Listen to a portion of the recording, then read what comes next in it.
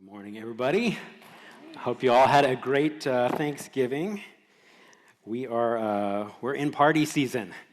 We've had Thanksgiving, we've had Friendsgivings, plural. We've got, I know, graduation parties coming up and birthday parties. We've got life group Christmas parties and office Christmas parties and church Christmas parties. My kids have Christmas parties. We got New Year's party. We got a lot of parties. And for an introvert like me, I'm exhausted already. But this morning, we're going to talk about what it looks like to party like Jesus. You like that transition? In the passage of Scripture that we're going to look at today out of the Gospel of Luke, we're in our Tables and Sinners series. Jesus compares his kingdom to a party, to a banquet. And he lays out some expectations about what he wants his party to look like. And what he has to say is challenging to his first listeners, and I think it has room for us to be challenged today as well.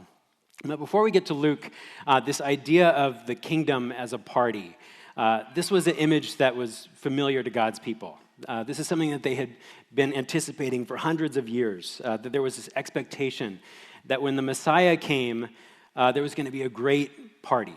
When the Messiah came and established his kingdom, there was going to be a great celebration that all of God's people would join in. So look with me at Isaiah chapter 25, verses 6 through 9. We're going to be reading from the Common English Bible this morning. It should be up on the screen for you. It says, "On this mountain, the Lord of heavenly forces will prepare for all peoples a rich feast, a feast of choice wines, of select foods rich in flavor, of choice wines well refined. He will swallow up on this mountain the veil that is veiling all peoples, the shroud enshrouding all nations. He will swallow up death forever. The Lord God will wipe tears from every face. He will remove his people's disgrace from off the whole earth, for the Lord has spoken. They will say on that day, 'Look, this is our God for whom we have waited, and he has saved us. This is the Lord for whom we have waited. Let's be glad and rejoice in his salvation.'" It's a beautiful passage. God promises his people that he's going to destroy death. He's going to remove their shame. He's going to wipe away all their tears. He's going to bring salvation. And when he does, he's going to throw this incredible party with gourmet food and fine wine, and all people from all nations, all backgrounds will be invited to participate. So that's what God had promised in his word. But over the years, this expectation evolved, and people started to kind of put filling out the details of what this feast would really look like. So by the time of Jesus, there were certain groups among the Jews who had taken it upon themselves to clarify what the guest list would actually look like. So there's a section of the Dead Sea Scrolls, for example, called the Rule of the Congregation, that talks about this feast with the Messiah. And listen to what it says. It says, "The Messiah of Israel shall enter, and before him shall sit the chiefs of the clans of Israel, each one according to his dignity." And then it describes how the chief priest and the Messiah will break bread and bless the wine. And says, "The Messiah of Israel shall stretch out his hand toward the bread, and afterwards shall bless all the congregation of the community, each one according to his dignity." But then it also talks about who's going to be excluded from this gathering. So listen to this.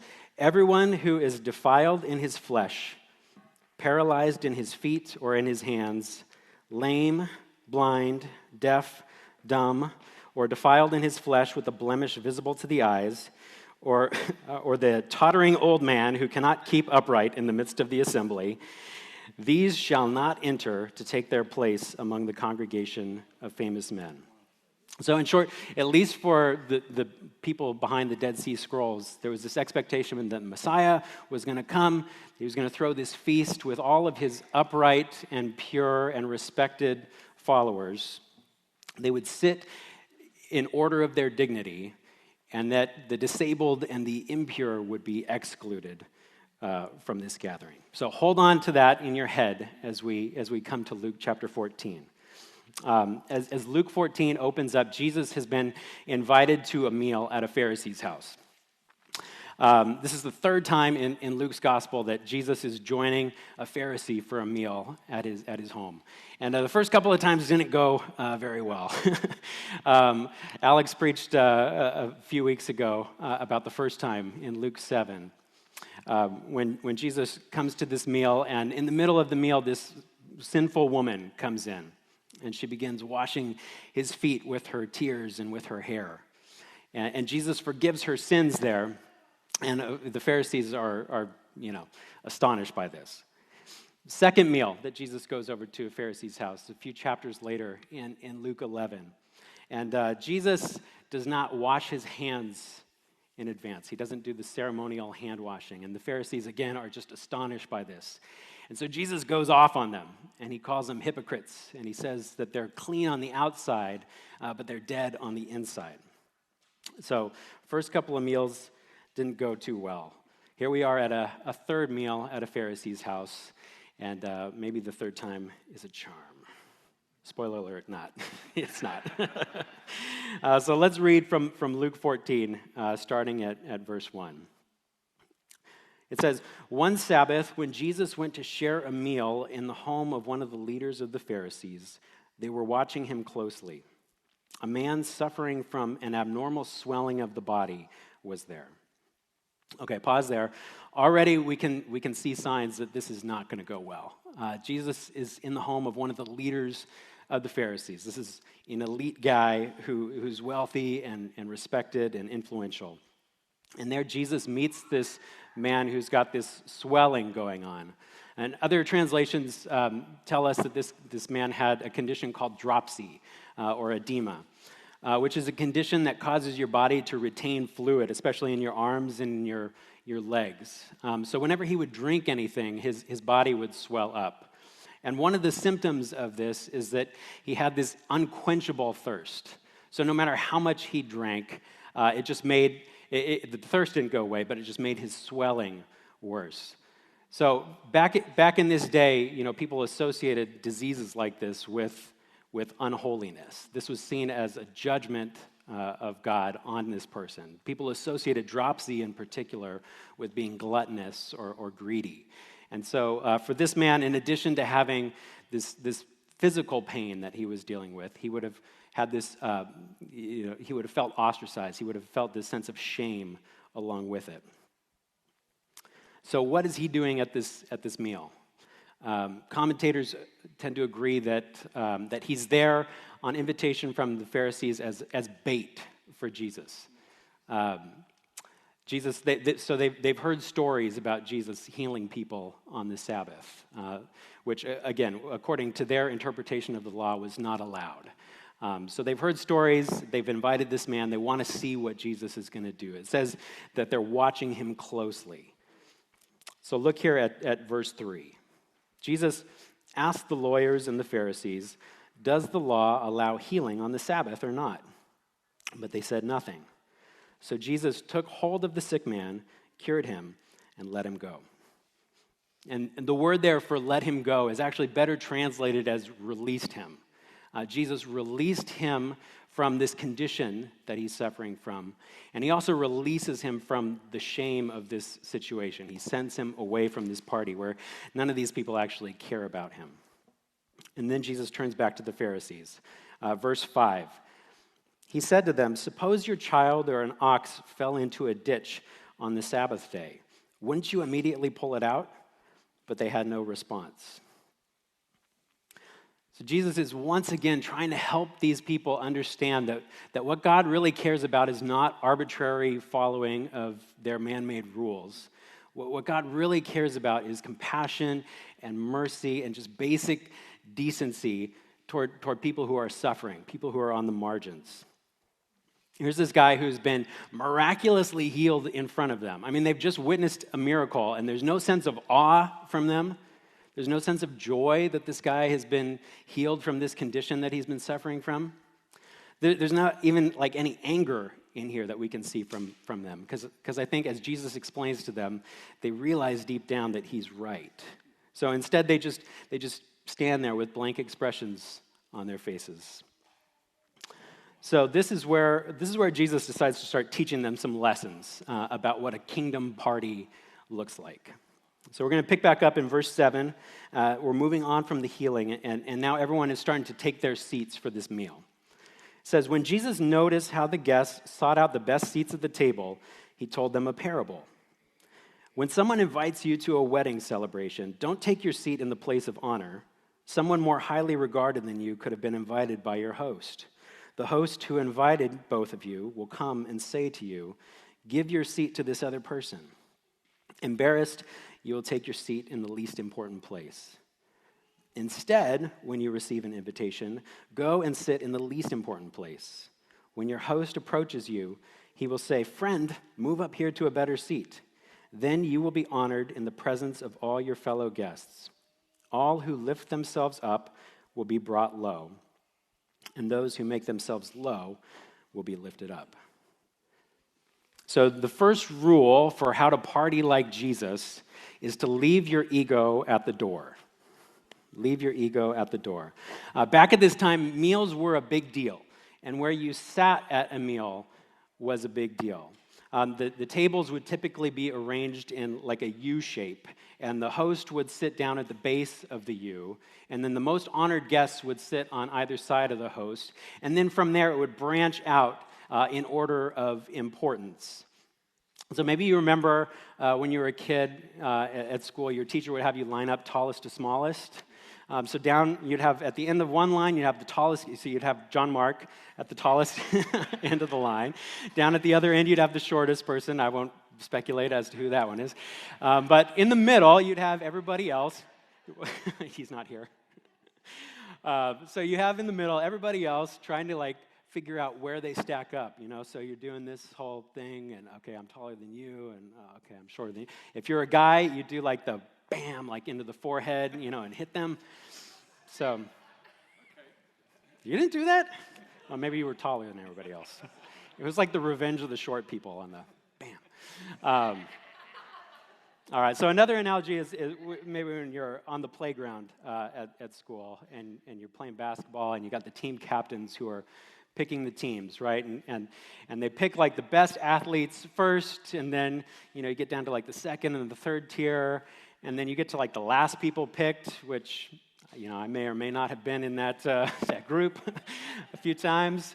But there you see everybody knows what people's opinion is of the people who are picking of where everybody stacks up in the line here. That's kind of what's going on at the table here. The Pharisees are jockeying for the best spots. It's like tallest to smallest at the table where you're sitting. You could tell a lot about a person just by seeing where they were sitting at the table. So that's what Jesus sees the Pharisees doing in this passage. They're trying to get the spot. They're wanting to be seen as more important in the tallest to smallest lineup. And so Jesus tells them this parable that makes it clear that that's not the way to think in the kingdom of God. At Jesus' party, at Jesus' table, we're told to leave our ego at the door. Instead of scrambling for the best seat and assuming that we deserve to be in the position of honor, we're told to default to the worst seat in the house. Now, I think it's easy for us to dunk on the Pharisees, to say we would never do that, that. How could they be so dumb? But honestly, I think if we look at ourselves, examine ourselves, we'll see that pride is something that we all struggle with in one way or another. There's a scholar named David Garland who, writing on this passage, he says, this absorption with honor spans cultures and centuries. And we may confess in prayer that we are worms of the dust. We may sing about amazing grace that saves wretches like us, but really we love our little distinctions. So what are some of the distinctions that we love? What are some of the ways that we're tempted to rank ourselves higher in priority than other people? I think for some of us, it's tied to performance. We find our identity in achieving a title at work or reaching a certain level of education, getting to a position of importance. We perceive ourselves as more or less important based on what we've done. So some of you know that I work at Biola University in the marketing department. A handful of years ago, I was walking down the walkway, and I saw a professor coming in my way from the other direction. And I'd interacted with this person via email before, but we hadn't met in person. So as we were getting closer, I decided to stop and introduce myself. So I say, "Hi, are you first name?" And they stop and they look at me and said, "Yes, I'm Dr. Last Name." And I thought, yikes. I know this person loves Jesus. I know they're a great person. But in that moment, their knee-jerk reaction was that I had dishonored them. I hadn't shown them enough respect. I hadn't honored their place in the tallest to smallest hierarchy. I think that's an extreme example there, but there's a lot of subtle ways that we can all be tempted to do that as well. How else do we arrange ourselves tallest to smallest? I think for some of us it might be possessions. What kind of a car do we drive? How big is our bank account or our retirement account? Where do we live? An apartment versus a condo, or a condo versus a house, a small house versus an elaborate house? How about the quality of our wardrobes? There's this whole Instagram account, Preachers and Sneakers, you follow? So it's dedicated to exposing these pastors who show up to church wearing $4,000 shoes and $2,000 hoodies and showing off their status in that way. That's the kind of posturing that Jesus says has no place at his party. Another area of pride and comparison is popularity. How many friends do I have? How many likes do I get? Or physical appearance. How attractive am I compared to that other person? How do I measure up to societal standards of beauty? And so all of these are areas that we're prone to be prideful. They're all areas that we're tempted to measure ourselves against others and how we rank. And then we contrast that with the example that's set by Jesus. I just recently read Gentle and Lowly, which I feel like half of all Christians read last year. It was the book. But the author makes this point early on that there's only one spot in all of the Gospels where Jesus describes what his heart is like. And when Jesus summarizes what his character is, the words that he chooses are gentle and lowly, or gentle and humble. So one of the things that blows me away about passages like this is that here we have Jesus, who's the king of the universe. Jesus, the creator of everything. Jesus, the source of all beauty and all goodness and all truth. He's more wise, more wonderful than we can begin to imagine.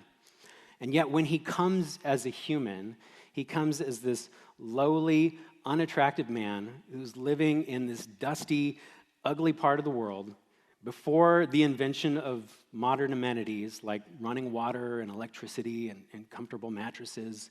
And he associates himself with a bunch of losers. Jesus willingly humbles himself. He consistently chooses the worst seat in the house. So as we apprentice ourselves to Jesus, as we try to live our lives in the way that he lived his, the first party rule from Jesus is to take the worst seat, to stop angling to be seen as better than others, and to leave our ego at the door. Okay, second rule for how to party like Jesus is to bless others with no strings attached. Bless others with no strings attached. We pick up the passage in verse 12. Jesus stops talking to the guests and he turns his attention to the host of the party. It says, Jesus said to the person who had invited him, "When you host a lunch or dinner, don't invite your friends, your brothers and sisters, your relatives, or your rich neighbors. If you do, they will invite you in return, and that will be your reward. Instead, when you give a banquet, invite the poor, the crippled, lame, and blind, and you will be blessed because they can't repay you. Instead, you will be repaid when the just are resurrected." So back in this culture, hosting a meal was a way of building your reputation. Just like where you sat at the table as a guest indicated your level of importance, as a host, who came to your party, who was on the guest list, that was an indication of your importance. And so it was typical to invite people who were kind of at your level or higher on the social ladder. And then there was this expectation that your guests would reciprocate or repay you with an invitation of their own. So meals could be this way of trying to build and maintain your reputation and your place in the in crowd. And Jesus comes into that setting and he says, no, that's not how it works in my kingdom. Instead of trading favors with people who look like you and who think like you and who are part of the same social club as you, instead of having this comfortable clique, invite the people who have nothing to offer you. Invite the people who can only drag your reputation down. Remember the people that we mentioned at the beginning who were excluded from the party and people in that expectation. Jesus says to invite those people, the poor, the crippled, the lame, and the blind, not just your friends and family. And Jesus isn't saying never to invite your friends and family. So your Thanksgiving dinner was not sinful, probably. Nick's was. But Jesus' point here is that in our relationships, as we approach people, the question that we should ask is not, what can I get from this person? What value does this person add to my life? What joy can I get out of this person? What does this person bring to me? The question that we should be asking is, what can I bring to this person? How can I bless this person? How can I use what God has given me and steward it well in a way that blesses other people and benefits people who are excluded and on the margins? And again, Jesus is our perfect example of this. As we've been seeing throughout the Gospel of Luke, Jesus repeatedly seeks out people who have nothing to offer him. He continually seeks out people who can only bring his reputation down. Tax collectors and prostitutes and sinners and sick people and poor people. And ultimately, Jesus goes to the cross after he gets denied by even his close friends. So Jesus had nothing to gain from us, and we have nothing to offer him. If we use this banquet example, we don't even bring a bag of chips to the table. The kingdom is not a potluck. Jesus supplies the entire feast with no strings attached. Titus 3:3-5 captures this well of what we bring to the table versus what Jesus brings. It says, "We were once foolish, disobedient, deceived, and slaves to our desires and various pleasures too. We were spending our lives in evil behavior and jealousy. We were disgusting and we hated other people. But when God, our Savior's kindness and love appeared, he saved us because of his mercy, not because of righteous things we had done." So Jesus gave himself for us with no strings attached. And again, as his apprentices, as people who are seeking to follow him, what does it look like for us to give to others, to bless others with no strings attached? One of the things that we do as a church community, as Mercy Commons, is, especially at this time of year, is to give financially to other ministries and other churches that are doing some of this hands-on work with people who are on the margins. So Megan is my wife. She's also the church admin. And the other night, she was like writing out these checks to some of these ministries on behalf of the church and was just saying this is her favorite part of the job, is getting to do this.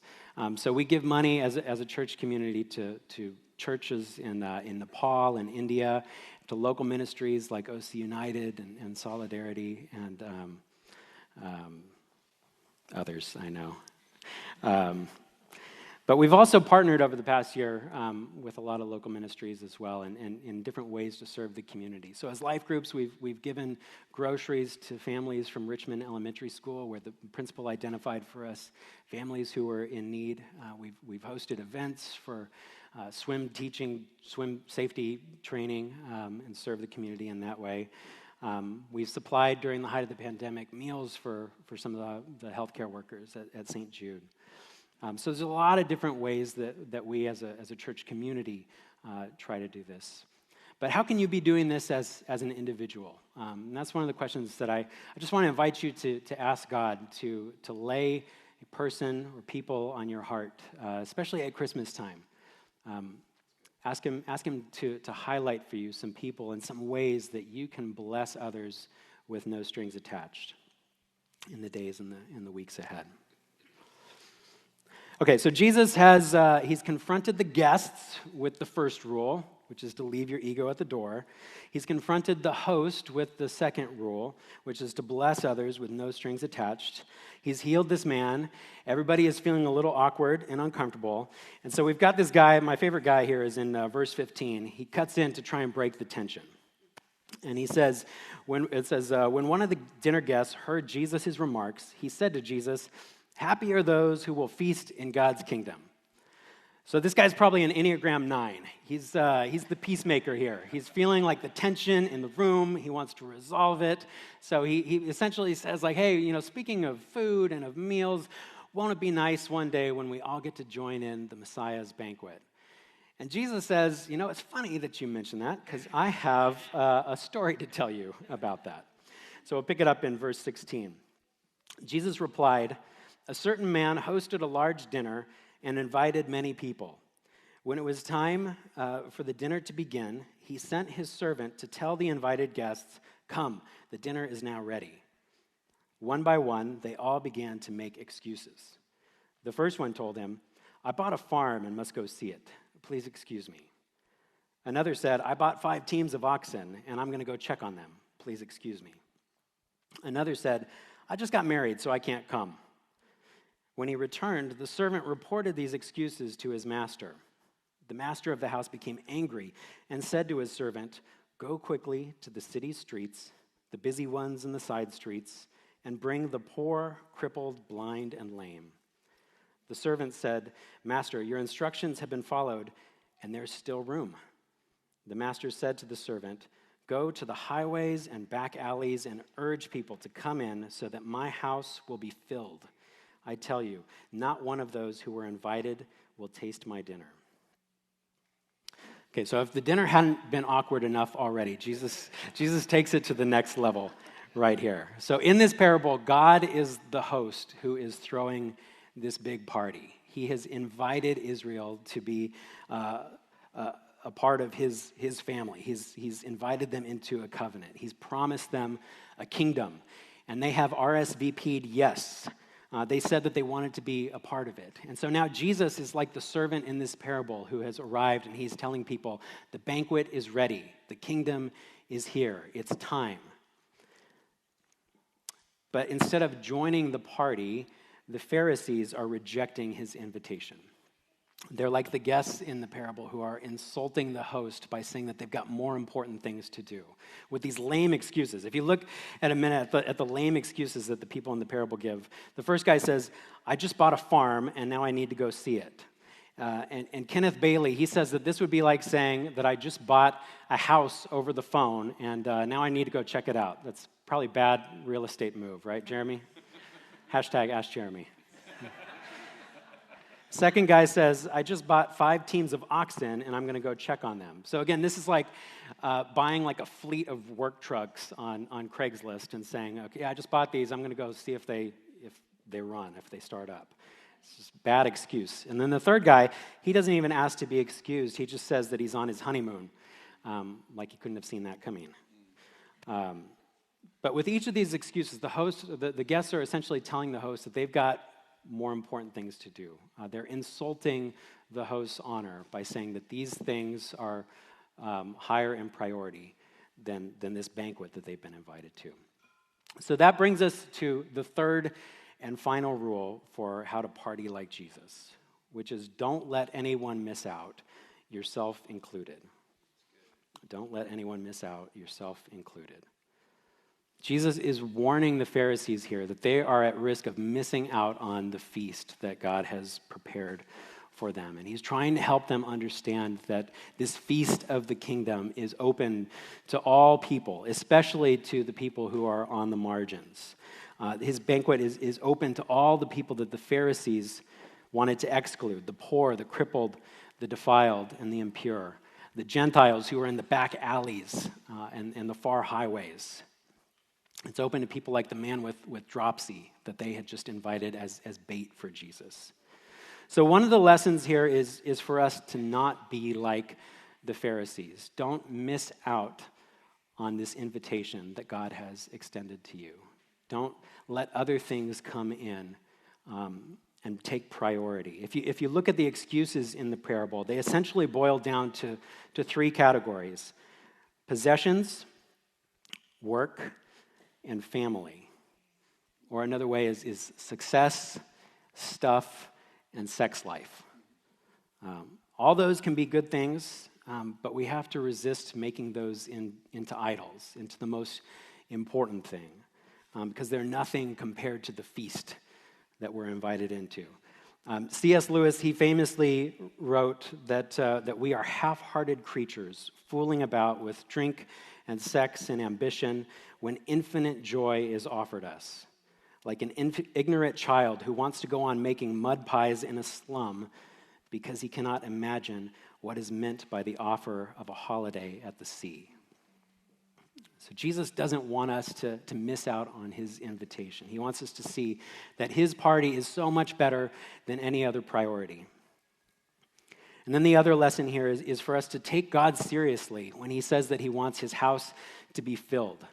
A few years ago, I went to probably one of the most extravagant events that I've ever been to. It was for a work conference, but it was for Adobe Max. So it's this annual conference in LA of like 15,000 artists and creators and graphic designers and lots of like snooty people and creative people. But on one of the nights of the conference, they have this thing called the Adobe Max Bash, and it's just this crazy feast. It was at the LA Coliseum, like around that area, but just like filled with food, and there was a private concert at the end from Beck, who is one of my favorite musicians of all time.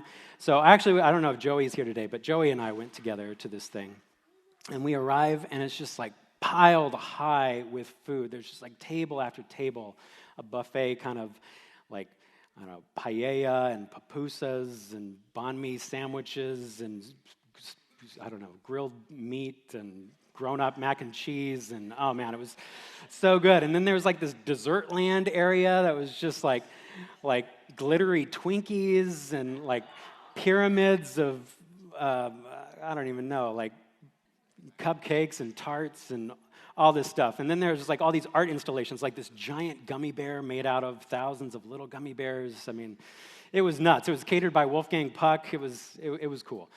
But the problem was that they had not planned for the transportation well enough. So the conference was by the Staples Center, but this event was near the Coliseum. And so for people like me and Joey, who live locally and had a car, we could get there in plenty of time, and we got there when this thing started. But for everyone else, they didn't have enough shuttles to get people there from the one location to the other. So for like the first couple of hours, it was just dead at this party. So Joey and I were getting like firsts and seconds and thirds, and I mean it was amazing. But after like a couple of hours, we're like, where is everybody? Like, there's all this food, there's all this stuff to see. This is epic, but there's nobody here. Like, they got to get people in, and I think that's the picture that Jesus wants us to have of his kingdom. That there's room, there's so much food at his table. There's an abundance of joy and of mercy in his presence. And Jesus, like the servant in the parable, is saying there is still room. There's still room. There's still room at God's party for more guests. I think for me, it's easy to kind of think of the Christian faith as a set of ideas that we need to convince people about, a set of practices that we participate in. And there's truth to all that. Theology is important. Apologetics is important. But I think one of the reminders for me from this passage is that God's kingdom is like a party. And God wants his house to be full. And we get the privilege of inviting people into that party. A few years ago, like right around this time of year, it was part of the Christmas season, we were challenged from the pulpit here to reach out to our neighbors with an invitation. So Megan made a whole bunch of cookies. We filled up all these plates to walk around to our neighbors. And we just went around our apartment complex knocking on doors. And one of the doors, like they opened it up just wide enough to take the cookies and say thank you and shut the door in our face. But at one of the doors, Megan struck up a conversation with one of our neighbors and ended up inviting her over to tea that next week. And they sat down and they had tea together, and the neighbor was asking questions about church and about Jesus. And over the years since then, they've formed a friendship, and actually formed a friendship with several of the folks here in the community. And this neighbor of ours has come to church. She's been through Alpha. She's still on a journey, and we love her no matter where she ends up on the journey. But I just want to issue that same invitation and challenge to us today as we enter the Christmas season. Who can you be reaching out to with this invitation to God's house, to God's party? We don't want to let anyone miss out on the invitation. There's still room. Band, you can come on up. So in a minute, we're going to go back to worship. But after we sing, we're going to take part in communion. And communion is a meal where we celebrate Jesus as being the one who perfectly modeled each one of these things here, each one of these things that we've talked about today. Jesus left his ego at the door. He humbled himself. Even though he was God, he emptied himself and became obedient to the point of death on a cross. And that's what we celebrate with the bread. Jesus chose to bless us with no strings attached.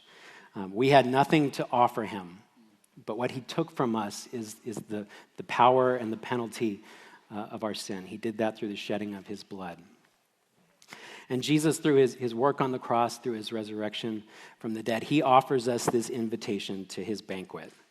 Communion is an anticipation of the banquet that we will have with him at the end of the age. It says in Revelation 9:9, "Blessed are those who are invited to the marriage feast of the Lamb." If we accept that invitation, if we accept that free gift of grace, then we get to participate in those promises that we read at the beginning. And I want to close by reading those again. He will swallow up death forever. The Lord God will wipe tears from every face. He will remove his people's disgrace from off the whole earth, for the Lord has spoken. They will say on that day, "Look, this is our God for whom we have waited, and he has saved us. This is the Lord for whom we have waited. Let's be glad and rejoice in his salvation."